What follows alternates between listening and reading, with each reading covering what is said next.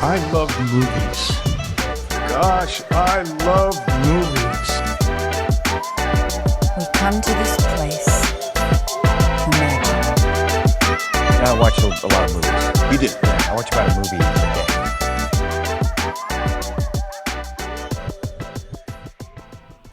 Welcome to Cinephomaniacs, the podcast for movie lovers, by movie lovers. I'm Andrew. And I'm Peyton. And in this episode, we're talking Charli xcx and our recent double feature of Erupcja and The Moment. But first, we're going to briefly discuss what else we've been watching lately in a segment we call Added to Watch List. So this has already been a great month for horror, with movies like Obsession and Hokum coming out recently. But another one that I'm excited for that just hit theaters is Lifehack, directed by Ronan Corrigan.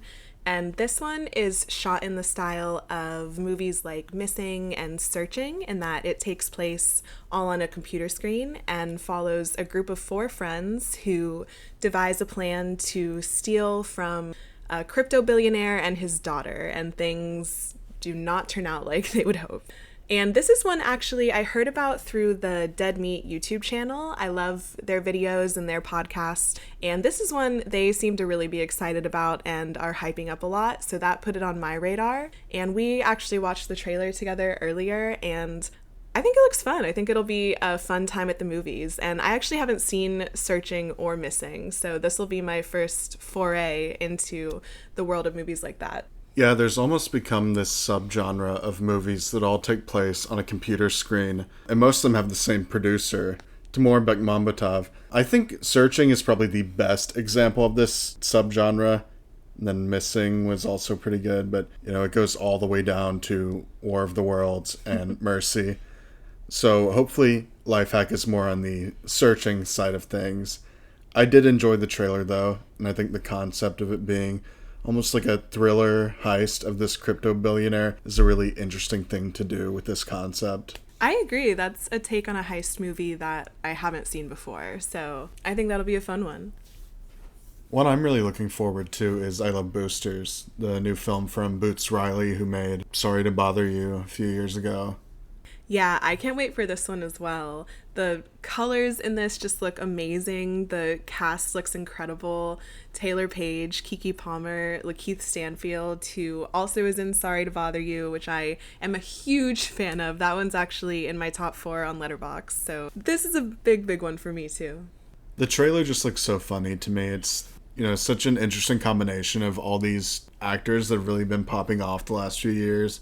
Even Demi Moore, who's had a resurgence, playing sort of the villain character in it. Everything we've seen is so colorful. It makes you feel like you're all part of this same world, similar to Sorry to Bother You or I'm a Virgo. So, yeah, I'm really looking forward to anything from Boots Riley.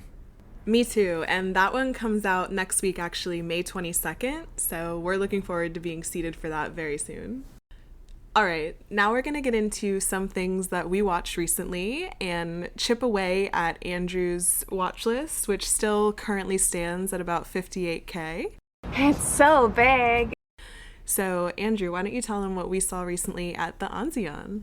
Recently we saw Masters of the Universe, the He-Man movie from the 80s, and the Enzian is actually revamping their projector system right now, so they can't show it on 35mm, which is what they would normally do for a movie like this. So they tried something kind of unusual. They took a VHS and they're playing it through a digital projector. So imagine a really low-grade version of the image projected in 4K. How do you think of how it turned out?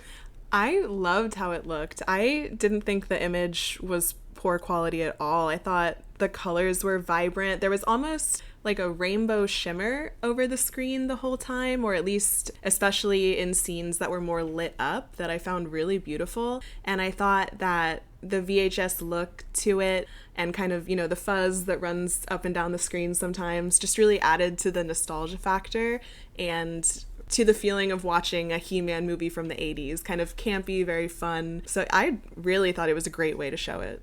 I really enjoyed it. It was a lot better than I'd been led to believe. I think there were a lot of plot points in it that actually reminded me of some of the more recent Marvel movies. Like what? Just the concept of the He-Man characters being thrown onto Earth reminded me of something like Thor or Captain Marvel.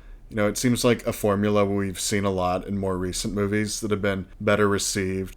I thought that the sets and costumes being practical made it feel really tangible and added a lot to it. And some of the costumes were really impressive. Like Skeletor, I thought everything he was wearing looked really great. Yeah, and the makeup and practical effects for his group of minions and Evelyn and all of them just looked awesome. So I had a lot of fun with this one. We may come back to Masters of the Universe very soon because there's the new version of it coming out in just a few weeks. Yes, starring Camila Mendes as Tila and Nicholas Galitzine as He-Man, and I'm huge fans of both of them, so I don't know if that one will be as fun and campy as the one we just watched at the Anzion was, but I'm still definitely looking forward to it. And speaking of Nicholas Galitzine, he was also in a movie I saw recently called The Sheep Detectives. I actually saw this one twice, once with one of my good friends and another with my aunt and my sister-in-law. And it pleasantly surprised me, I will say. Both times I cried a lot. It touches on surprisingly mature themes, I think, especially in relation to grief and processing the death of a loved one that I wasn't necessarily expecting for what was marketed to me as a children's film. Not that children's films can't or shouldn't touch on those topics. I just thought it was done in a way that was really well done and not treating children like they're stupid, really giving them a fully fleshed out kind of beautiful story, if I'm being honest. I'll have to check that one out. And the last one I want to talk about is one that actually relates to our main topic. It's a movie we saw earlier this year at the Florida Film Festival called I Want Your Sex. This is the new Gregg Araki movie. He's mainly known for movies he made in the 90s and early 2000s, mostly dealing with queer issues and sexuality. Movies like Nobody, The Doom Generation. This is the first feature movie he's made in a while. He's been mostly working in TV. I Want Your Sex is about a young intern played by Cooper Hoffman, who's working for this famous artist played by Olivia Wilde. Pretty much immediately she starts a BDSM relationship with him in the submissive role. So it sort of unlocks some new sides of him that he didn't know were there. It's also super funny, super colorful. Again, you just feel like you're in an art installation the whole movie. And the reason it relates to what we're talking about today is that it has Charli xcx in a small acting role. Yes, she plays Cooper Hoffman's girlfriend, who he is cheating on with Olivia Wilde once they begin their affair. But I don't think she would really even care about that had she found out.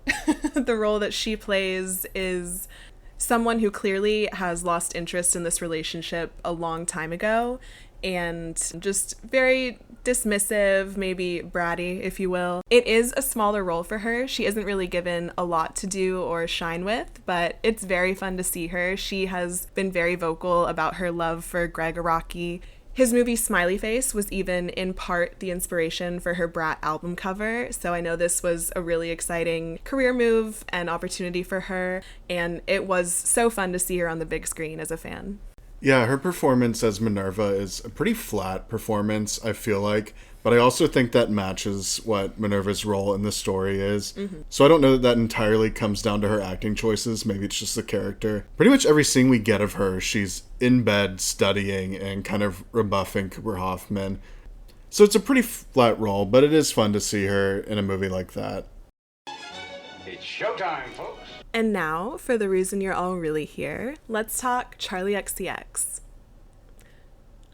So we recently did a double feature of Erupcja and The Moment, both movies that star Charli. For those that might not know, Charli is a pop star, music, and now movie producer and songwriter, and she has been in the industry really working like crazy for almost 2 decades now. She's either worked with or written for most modern pop artists, including people like Selena Gomez and bands like The Japanese House, even K-pop groups like Twice, and even Cat's Eye, who I was kind of surprised to learn that she wrote on Gabriella, which is a song I really love by them. But Perhaps her biggest claim to fame is her 2024 album Brat, which was released in June of that year, so right at the start of the summer, and it really catapulted Charli into a whole new level of stardom. Pretty much every person knew the album or was listening to it or had heard at least the term brat. Brands were trying to capitalize on it all over the place, and it even was one of the core aesthetics of Kamala Harris's failed presidential campaign. And this album came out right before my birthday, and definitely I was one of the people who fell completely under its spell. I had it on repeat for weeks. I couldn't wait until the remix album was going to come out. My friends and I were theorizing all over the place about who we thought might be featured on it, and it was even better than our wildest dreams, honestly. But yeah, I don't want to claim to be the biggest Charli stan in the world, because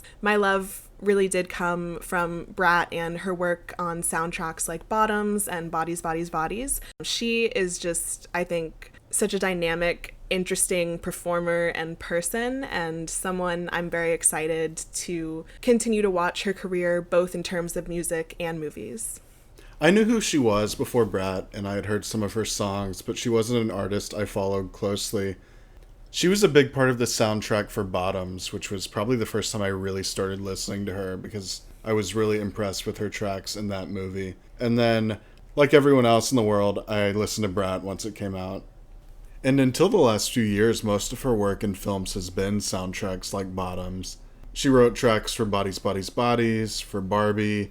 Even recently, she did songs for Mother Mary, and she did the whole Wuthering Heights soundtrack. But in the last few years, she's also started transitioning to acting. One of the first roles we saw her in was when she played herself in Overcompensating. Yeah, I think she has a really fun little part in that. She's only in one episode, but it was really special to see her there, and that's a favorite show of ours. It's one we really bonded over when it came out, so love to shout that out. And she's just had small roles in other movies since then. She was in 100 Nights of Hero, which you saw. Yeah, that also stars Nicholas Galitzine, so big episode for him, and has Micah Monroe as well, which I've really only seen in horror up to this point, and 100 Nights of Hero is definitely more of a drama, even somewhat of a romance, so that was a really fun one. Charli's role in that is fairly small. I don't think she even has any dialogue, but kind of like we'll get into later with Erupcja and The Moment, she does a lot with her face. I think she really does have acting chops.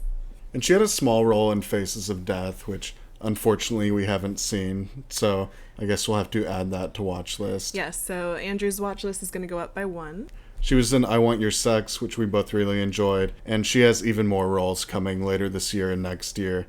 She's in The Gallerist, Kathy Yan's new movie. She's in Dakota Johnson's directorial debut, A Tree is Blue. And she's actually producing and starring in Takashi Miike's next film. It's his first English movie in 20 years, and she's going to play one of the three main characters with Millie Alcock from Supergirl and Haley Benton Gates, who actually has a major role in one of the movies we're talking about today. But the two movies we're talking about today mark her first real lead roles, and they're also the first two movies that she's produced. The first one we're going to talk about today is Erupcja, which we actually had the pleasure of seeing at the Anzian Theater, which is our favorite local theater here in the Orlando area. It was a really fun little night. They played Charli's music before the showing, and there were a lot of fellow Charli xcx fans seated with us, and it was just a very sweet movie, I think. I was so impressed by her acting. It was actually shot in August of 2024 at the peak of Brat Summer, so very impressive that she was able to give so much of herself to this role. But why don't you tell us what it's about? It's about a woman named Bethany, played by Charli, who's going to Warsaw, Poland with her boyfriend Rob.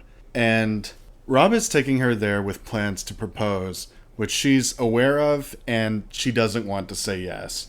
So the whole time she's making moves just to put off the inevitable because she just doesn't want to confront him yet. Now, someone who also lives in Warsaw is her lifelong friend, Nell, and they share a very unusual connection.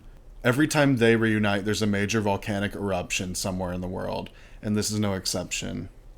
Yes, this time it's Mount Etna, which erupts the day that Bethany and Rob arrive in Poland. And the title is actually the Polish word for eruption. And I think how they were able to shoot this during Brat Summer comes down to the way they made it. They used a certain shooting style for this, like Pete Ohs' previous films. You spend 2 weeks in a new city, in this case it's Warsaw. You go with just an outline, no real script, and the director and cast come up with the scenes every day. And I didn't know that's how it was shot until we were watching interviews after the fact. I think that's a really interesting way to shoot a movie. And it's been really neat to watch interviews with Pete, with Jeremy O'Harris, and Lena Gora, the other stars of the film, talking about just what an enriching and collaborative experience that was. And I think that's really awesome. Yeah, and all 4 of the actors are actually credited as co-writers with Pete Ohs. I think the script is one of the stronger aspects of this too, because, we know Charli is a great storyteller who's been writing for years. Jeremy O'Harris is actually an award-winning playwright. And then Lena Gore, who I wasn't familiar with, and Will Madden also are doing great work here. Yeah, I didn't know that Will Madden was in this, and it was really cool to see him because a horror movie that I really love and think is underrated is called The Wolf of Snow Hollow. And he has a really, really fun part in that. And that's actually the only other movie that I've ever seen him in. And he's playing an entirely different character here, has a British accent and everything. And yeah, it was just awesome to see him again. And I was really excited to see him as well. He has a small role in The Wolf of Snow Hollow, but definitely a memorable one. What did you think of his British accent here? I thought it was very believable. If I hadn't known who he was, I would have believed he was British. Do you disagree? I think it's an okay British accent. I did think it was funny to put this tall, bald guy as Charli xcx's would-be husband, knowing who she's married recently in real life. Yes, I agree. That also stood out to me. So Bethany and Pete have been living together for a year. He chose Warsaw as the proposal site because he actually suggested Paris first, and she said Paris isn't as romantic as it seems.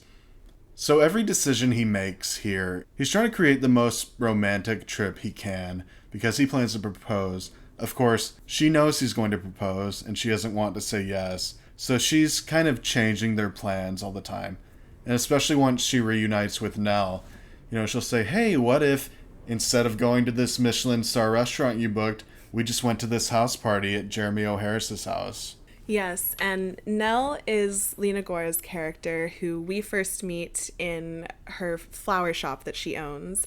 She lives here in Poland, and also whilst trying to avoid this proposal and having to confront George about the reality of how she's feeling, Bethany is also trying to reunite with Nell and just find ways to spend more time with her. And one of the first scenes we see with Nell is her reading about the volcano eruption of Mount Etna that has just occurred, and it has her missing Bethany. And I think right off the bat, even before these two characters actually meet, you can kind of feel that there's some kind of longing there and that this relationship is very serious to both of them.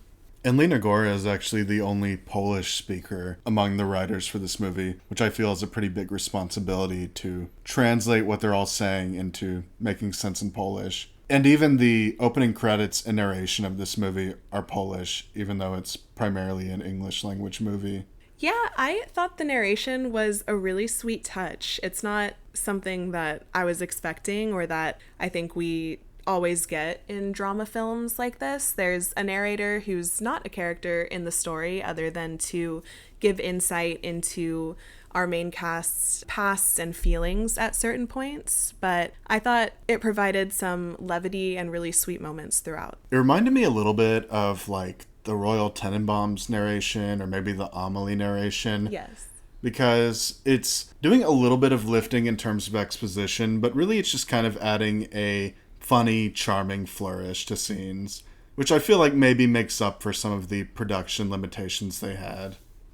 Yes, and speaking of production limitations, another thing that we have since learned in watching interviews with the cast and crew is that all of these actors were originally scheduled to work for a full 2 weeks together, filming and crafting the script throughout. But pretty much right before they started shooting, Charli found out that she booked a Converse ad, which I remember when that came out. I loved it. I really wanted to buy the shoes. But because again, this was being shot during the peak of Brat Summer, she clearly had a lot of other things on her plate, and I think it's a miracle she was able to dedicate as much time to this movie as she did and turn in the performance that she did. But with that happening, director has been open about how that even affected the ending of the film, because when you lose one of your main characters yet still have 4 days worth of story to tell, that really can and did change things. But I think they really were able to pull it off, and it led to some of the sweeter moments in the movie for me. That's something I noticed while watching the movie, that Bethany isn't really an active presence in the third act. Now, at the time, I thought it was just a narrative choice. Now, knowing that they had to sort of write around Charli's lack of availability, I think it makes sense. But I think if we're going to talk any more about the plot, we're going to have to go into spoiler territory. If you don't want any spoilers, go ahead and skip ahead. So, like you alluded to earlier, a bit into this film, Bethany and Rob find themselves at a house party thrown by Claude, who is Jeremy O. Harris's character, and Nell also happens to be there, truly just by coincidence. But of course, since Bethany clearly is not all that into Rob at all, she pretty much immediately just ditches him and goes to hang out with Nell, and the difference in her demeanor is just so clear. She goes from being kind of quiet and reserved to just lighting up. They're dancing together, they're laughing, drinking, talking. She's just a very different person, and you can see that Rob sees that as well. And this party, unfortunately, is where their relationship really takes a rough turn. Rob obviously is not having as good of a time as Bethany, so he kind of steps out to collect himself for a few minutes, and he comes back to find that Bethany is nowhere to be found. And he's calling her, but eventually he just goes back to the place they're staying and hopes that he'll see her in the morning. But I was pretty surprised by how long Bethany really drug this out. Unfortunately, I think that Rob's scenes brought back a few too many memories for me. We see in their interactions together that Rob and Bethany have a perfectly pleasant relationship. He's a nice guy, he does romantic gestures, and there's just not that much chemistry between them. Yeah, and it's so sad to watch, and it made me kind of self-reflect a bit, because I think in the past I have a tendency to be that person who avoids or is afraid of confrontation because they don't want to hurt the other person's feelings. But it really was just sad to watch, I think, for Rob and Bethany both, how much he was trying and not having it reciprocated in return, and how clearly unhappy she was to be there. And there's this one scene that maybe I found more significant than you did, but Rob sits down to pee. Like, how is she going to find excitement with a guy who sits down to pee? On the flip side, you have this relationship she has with Nell, which is exciting, it's volcanic, literally.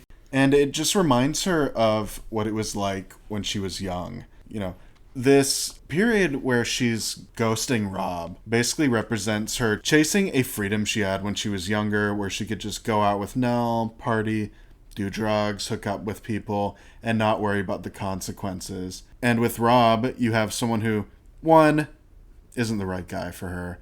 I think we have a good idea of that. But he also represents responsibility and making decisions, becoming an adult and getting a mortgage. And in this moment, it's just a lot easier for her to take a few days off, have fun with her friend, instead of dealing with that reality.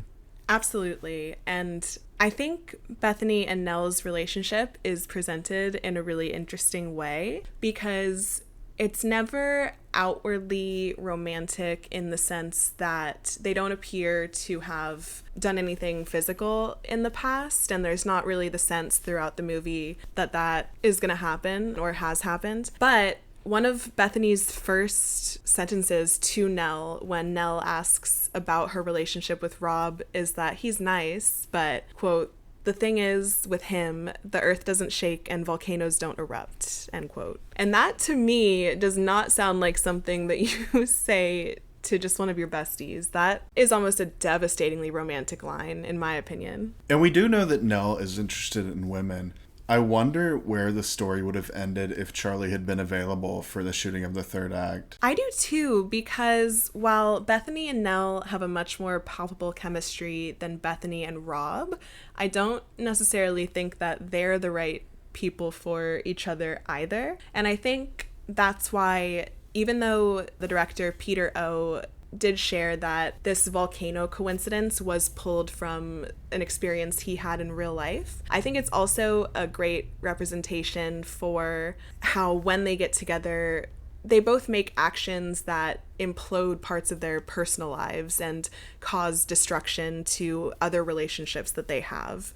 At this point, Bethany leaves the story. She is not ready to give Rob an answer, and all she leaves behind for Nell is a note. A note saying, "Until the next eruption." And from there on, the story more focuses on Rob, Claude, and Nell. They're honestly a sweeter trio than I thought they would be. After not being able to contact Bethany for several days, Rob returns to Claude's apartment to see if he can help, and Nell just happens to call Claude right at this time, so they make plans to all meet up, and Nell is kind of able to explain to Rob more about Bethany's past and that maybe this kind of behavior is a pattern for her, and they're really able to bond over sort of this shared experience. And we have all these great writers working on this movie, and I think it's impressive that they're able to turn this absence they have of their main character into something that works for the story. Because some of the best moments, some of the best lines, I think, come out of this stretch of the movie. We have Rob, who more or less is elevated to the main character, but we have him doing some self-reflection, realizing, okay, this isn't so much that I did something wrong for Bethany. I'm just not the right person. This isn't about me, it's about Bethany, and I should move on.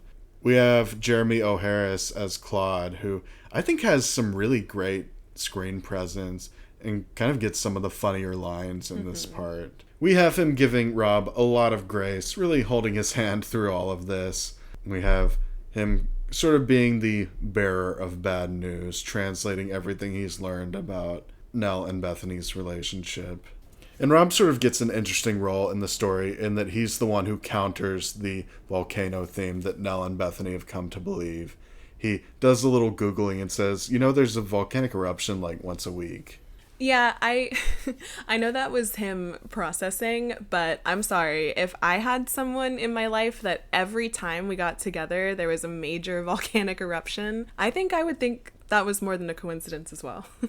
And Nell gets a funny line at this point, which is, she says, volcanoes kill people and they leave perfectly nice boyfriends in the dust. Yes, there's a running joke kind of throughout the movie brought up by Claude where Nell and Bethany are telling him that it's sort of their inside joke that they cause these volcanic eruptions every time they get together. And Claude asks, well, what's the joke? Volcanoes kill people. I think they almost save the story in a really interesting way, because as Rob and Nell are getting to know each other, he finds out about this on-again, off-again relationship she has with a woman named Ula. And he says, well, when did you last see her? And it was the day that Bethany came to town and the day that Mount Etna erupted. So he says, well, what if that eruption wasn't about you and Bethany? What if it was about you and Ula? And that's actually where our story pretty much ends, is with Nell and Ula reuniting, while Bethany goes on to the next stage of her life. Yeah, and it wasn't necessarily the ending I was expecting. I don't know what I was expecting, but it wasn't all three of these characters going their separate ways. But I think it was a very fitting and human ending, because kind of like all of these relationships, I don't know that I get the vibe that Nell and Ula have the best relationship either. But I think we all can relate to just the intense feelings that you can get in friendships like these, or even how Claude doesn't really know Bethany or Rob, but just you meet people on vacation sometimes and they become big parts of your life. And I thought this was a really interesting, beautiful portrayal of that. There's a party tonight in Ibiza. We're gonna dance at Ibiza. And the second part of our double feature was The Moment, which was actually shot after Erupcja but released first.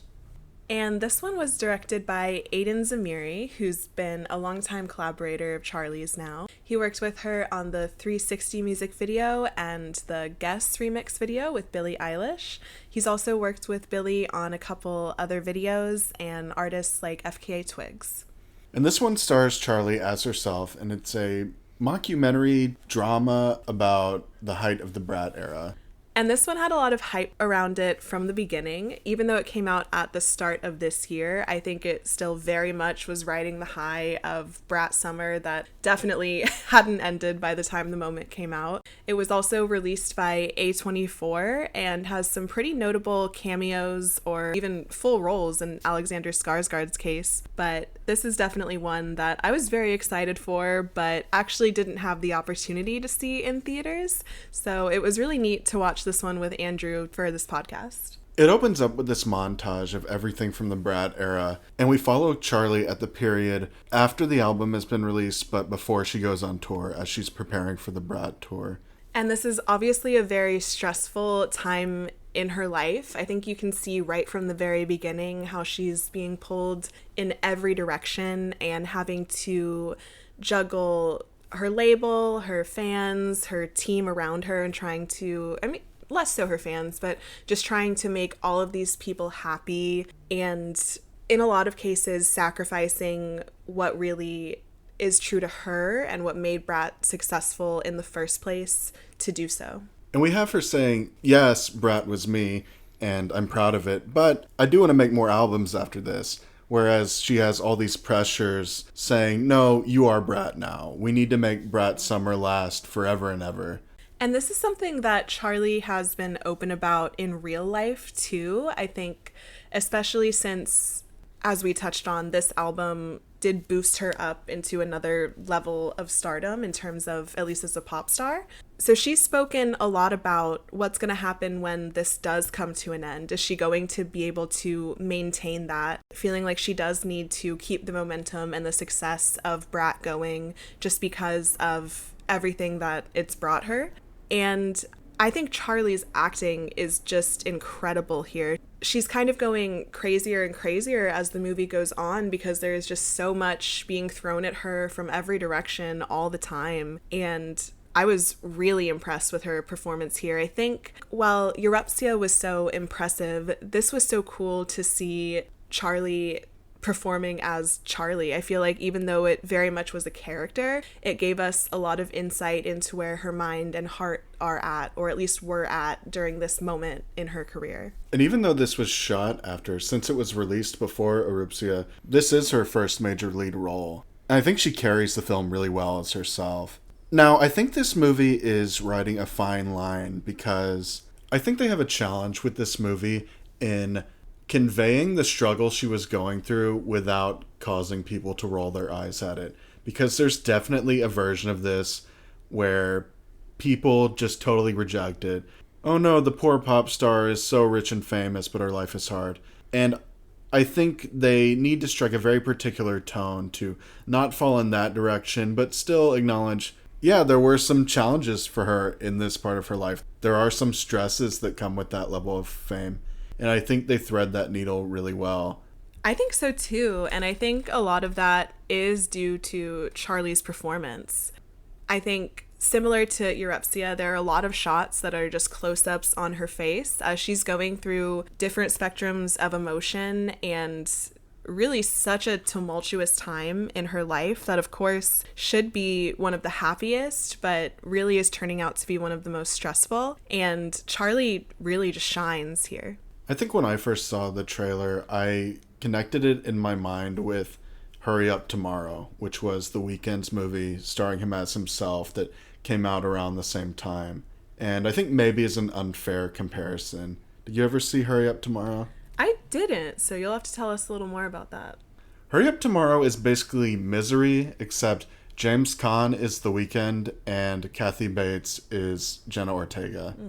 It's starring The Weeknd as himself, and he's pretty much confronted with all the shitty things he's done in his relationships, in his career. I think that's a very self-critical movie, but it's also a very self-serious movie. And I think that's a big part of why people came away from that laughing at The Weeknd, not laughing with him. I think where The Moment does it better is that they do have a sense of humor about it. They are acknowledging that Brat was a big moment. They're acknowledging that there were difficulties for Charli in this period. And they're acknowledging, like, yes, this is funny. This is all kind of silly. Definitely. And this one might not be as spoilable as a lot of other movies we've covered or will cover on this podcast, given its mockumentary style and that a lot of this is pulled from Charli's real life. But just as a warning here, we are going to get into spoilers. So if that's not your bag, thank you for joining us. But yeah, let's get into it. Everyone is a star. Our tummies are full of paella. Here's a recipe of the paella. I thought it was funny how she and Rachel Sennett were playing fictionalized versions of themselves who didn't like each other. Yeah, that was a really fun moment. Rachel has one scene actually with Charli in this film and one later where when things have kind of blown up for Charli, she gets a TikTok live moment kind of denouncing her on the internet. And I am a big Rachel Sennett fan. I love LA, Bottoms, Shiva Baby, everything she's touched I think is gold. And it was very exciting to see her here. The scene with her and Charli playing frenemies in the bathroom is so much fun.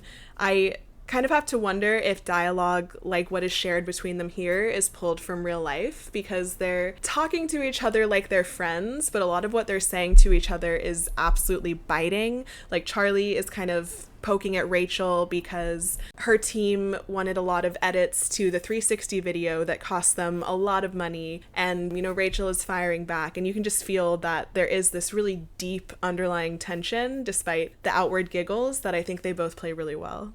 She's taking shots at Rachel Sennett queer baiting, and they're acting like it's just playful banter between two friends, but everything they're saying is really hurtful.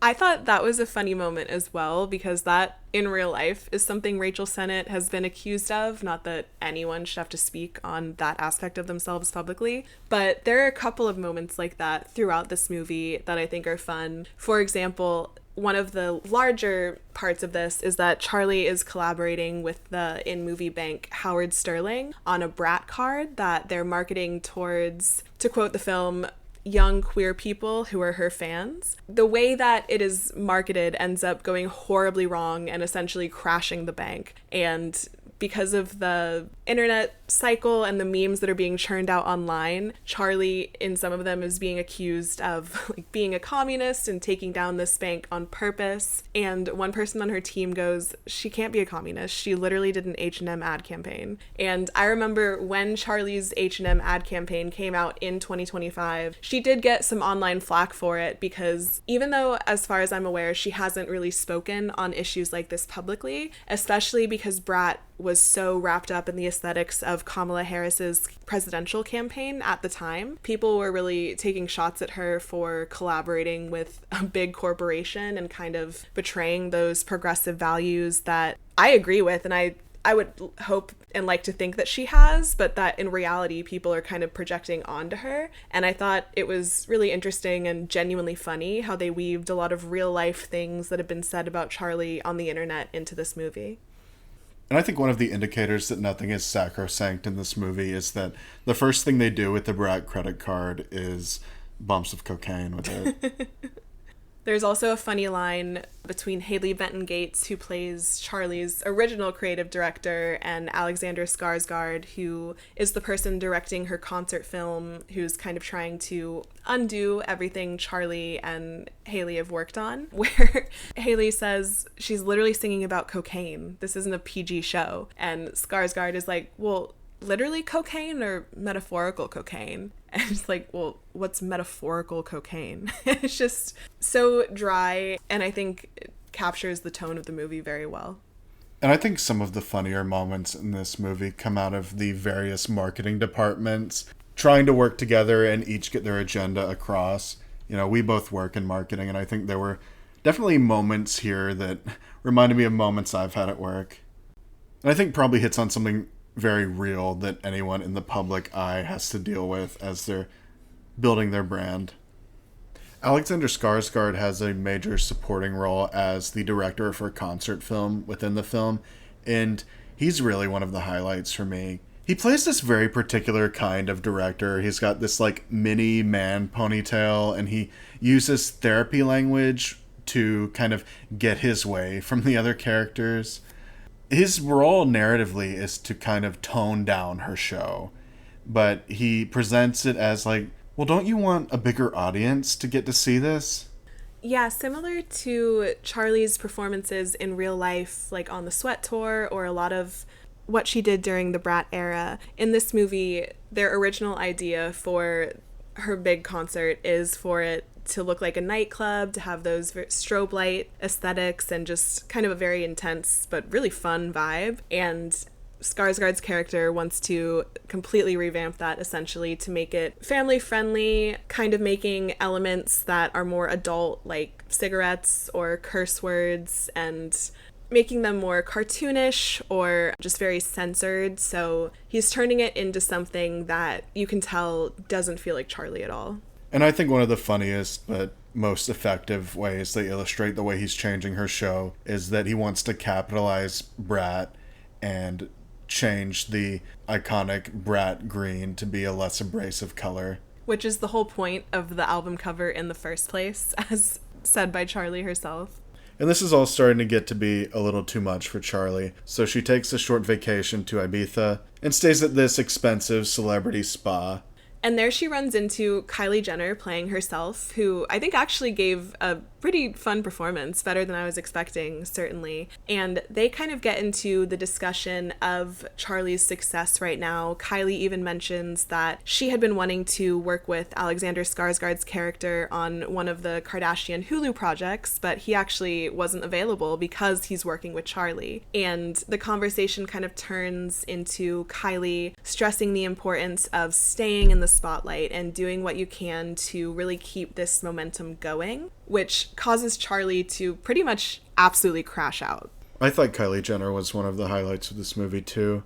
And I didn't have any expectations for her performance, but I think she plays such a fake character that I don't really know where Kylie Jenner the person ends and Kylie Jenner the character begins. But she does such a good job at playing this sort of fake, nice character who's, on the one hand, talking Charli up, but is also criticizing her. Sort of everything is a backhanded compliment. It's ultimately this interaction that leads Charli to want to accept these suggestions she's been getting on the Brat Tour. And I think that's an interesting direction for the movie to go, that in this alternate reality, she does compromise her vision at the end of the movie. Yeah, and I really liked how it was spun as well, because earlier in the movie, Charli and her creative director, played by Haley Benton Gates, are talking about how Brat Summer, the Brat era, it must all come to an end at some point. And so this show and tour can kind of be them putting it out on their terms. And so even though after Charli's interaction with Kylie, she does go through this period of even more extreme stress and does ultimately agree to go along with Alexander Skarsgård's character's vision for what her concert film and show are going to look like. There's a scene we see of a voice note she leaves for Haley Benton Gates' character, where she kind of explains that she is so sorry for how everything has transpired, but she hopes that Haley can understand why this is the decision Charli needed to make, because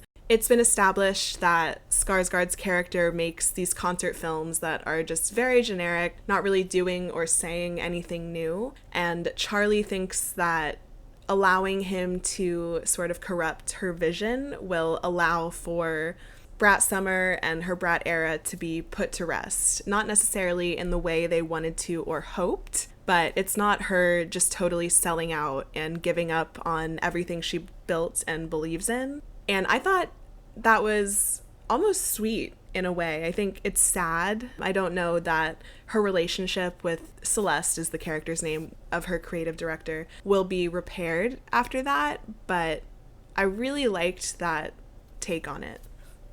And the final joke we get in the movie is this fake trailer for her concert film, which I feel like is a bit of a jab at some of the other concert films that have come out.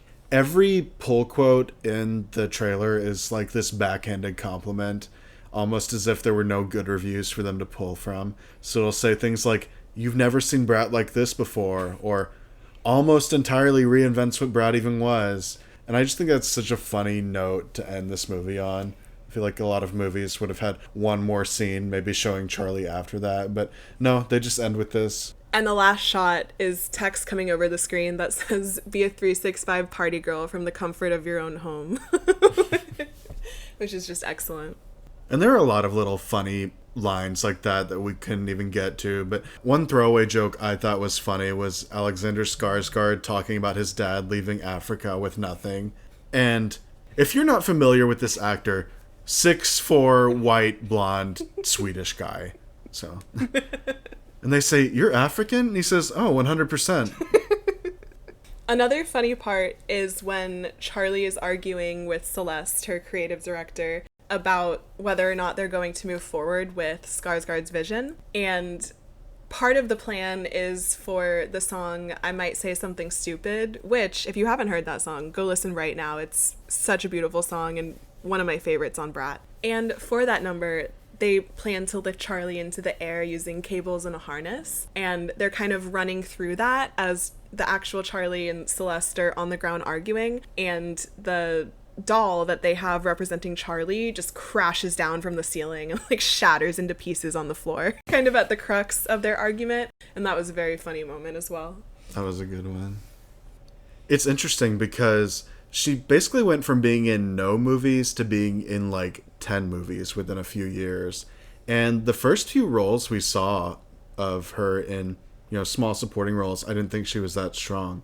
With these two movies, The Moment and Erupcja, I had a lot more confidence in her as an actor. I think she had a lot more to work with and was really able to show sides of her that we hadn't seen before.